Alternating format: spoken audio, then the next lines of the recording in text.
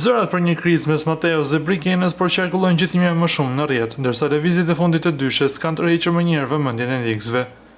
Fancat vonore fillimisht se dy ish banorët nuk ndiqen më në Instagram, një detaj që ndezi më njëherë aludimet për një ftohje në raportin e tyre.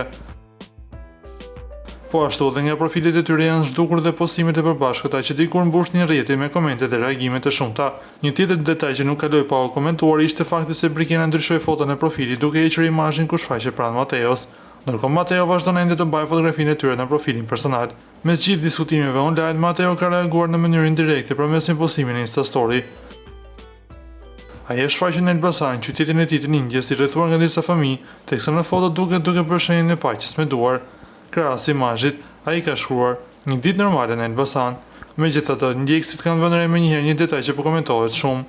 Në foto, dora e majtë e Mateos nuk shihet plotësisht, duke ngritur pikpyetjen nëse ai vazhdon ende të mbajë unazën që prej kohësh konsiderohet simbol i lidhjes së tij me Brikenën.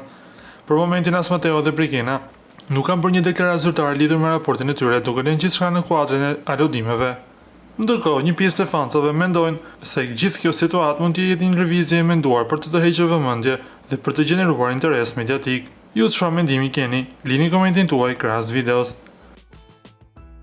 Para se të ndiqni lajmin, ju lutem klikoni tek butoni subscribe për të marrë të rejat më të fundit nga showbizi shqiptar.